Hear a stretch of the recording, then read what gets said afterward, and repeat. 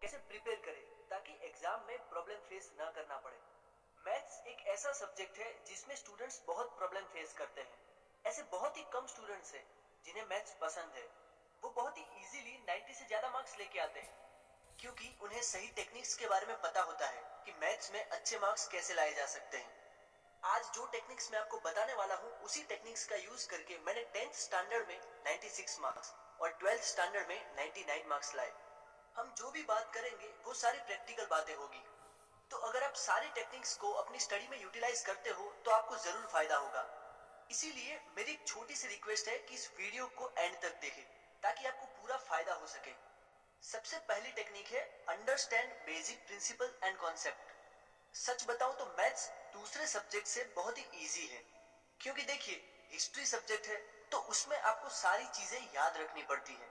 World war कब हुआ, किसके बीच में हुआ, बैंक ऑफ बड़ौदा का एस्टेब्लिशमेंट कब हुआ, ये सारे क्वेश्चंस आपको याद रखने होते हैं। इसका कोई लॉजिक नहीं होता है, लेकिन मैथ्स पूरा लॉजिक पे डिपेंड है। अगर आप एक बार, सिर्फ एक बार उसके बेसिक प्रिंसिपल और कॉन्सेप्ट को अच्छी तरह से समझ लेते हो तो आपको फिर कभी भी प्रॉब्लम फेस नहीं करनी पड़ेगी। फिर आपको कितने भी क्वेश्चंस क्यों ना दिए जाए आप इजीली उन क्वेश्चंस को सॉल्व कर पाओगे।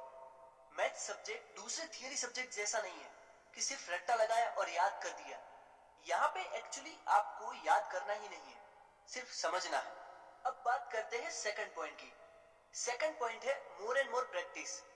हमने सारे बेसिक प्रिंसिपल्स एंड कॉन्सेप्ट समझ लिए, लेकिन क्या इतना काफी होगा? क्या टू व्हीलर और फोर व्हीलर सिर्फ उसकी थियरी समझने से आप ड्राइव कर सकते हो? अच्छी कार ड्राइव करना तभी आता है जब आप एक्चुअली उसे चला के देखते हो। मैथ्स में भी यही है। मैथ्स को सिर्फ सुनने से और पढ़ने से नहीं चलेगा, आपको क्वेश्चन की प्रैक्टिस भी करनी होगी क्योंकि मैथ्स में बहुत सारे क्वेश्चंस में छोटे छोटे ट्विस्ट होते हैं। तो आप जब तक क्वेश्चन नहीं सॉल्व करोगे तो उन ट्विस्ट के बारे में कैसे पता चलेगा? अगर आप अभी सॉल्व नहीं करोगे तो वो सारी गलती आप एग्जाम में करके आओगे और फिर मार्क्स कम आएंगे। इसीलिए बोल रहा हूँ कि जितनी हो सके उतनी ज्यादा प्रैक्टिस कीजिए। प्रैक्टिस के लिए आप सैंपल पेपर के क्वेश्चंस भी सॉल्व कर सकते हो ताकि उससे आपको एग्जाम पैटर्न भी मालूम हो जाएगी। नेक्स्ट पॉइंट है मेंटेन अ फॉर्मूला बुक। मुझे 10th और 12th स्टैंडर्ड में फॉर्मूला बुक से बहुत हेल्प मिली थी। मुझे पता है कि आप फॉर्मूला बुक का मतलब समझ ही गए होंगे। फॉर्मूला बुक यानी जो भी चैप्टर आप समझते हो उस चैप्टर के सारे फॉर्मूला एक बुक या डायरी में लिख दीजिए ताकि एग्जाम के दिन और एग्जाम के 4 या 5 घंटे पहले आप सारे फॉर्मूला रिवाइज कर सको। कई सारे स्टूडेंट्स ने फॉर्मूला बुक बनाई भी होगी, ये बहुत अच्छी बात है। लेकिन अगर आपने फॉर्मूला बुक नहीं बनाई है तो कोई देर नहीं हुई है, आप फॉर्मूला बुक बना लीजिए। उसे पढ़ने से एग्जाम के दिन कॉन्फिडेंस आता है कि सारे टॉपिक्स एंड कॉन्सेप्ट रिवाइज हो गए हैं। एग्जाम के दिन आप टेंशन फ्री रहोगे, आप मेंटली स्ट्रांग रहोगे। सो फॉर्मूला बुक बनाइए। नेक्स्ट पॉइंट है study in distraction free environment. Distraction free environment का मतलब है ऐसी जगह जहां पे आपको कोई डिस्टर्ब ना करे और आप स्टडी पे फोकस कर सको। मैथ्स एक ऐसा सब्जेक्ट है जिसमें आपको बाकी सब्जेक्ट से ज्यादा कंसंट्रेशन चाहिए। अगर आप डिस्ट्रैक्शन फ्री एनवायरनमेंट में पढ़ते हो तो आपका कंसंट्रेशन अच्छा रहेगा।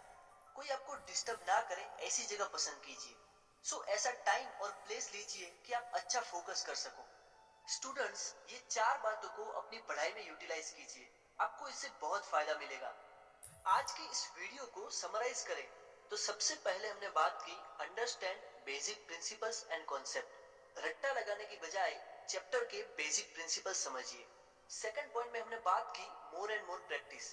क्वेश्चंस की जितनी ज्यादा हो सके उतनी प्रैक्टिस कीजिए। थर्ड हमने बात की मेंटेन अ फॉर्मूला बुक, ये आपको एग्जाम के दिन बहुत हेल्प करेगा। और लास्ट हमने बात की study in distraction free environment, यानी कि ऐसी जगह पढ़िए जहां पे आपको कोई डिस्टरबेंस ना हो। दोस्तों जितना हो सके उतना इस वीडियो को शेयर करें। लाइक और कमेंट करके आप हमारा मनोबल बढ़ा सकते हो। अगर आप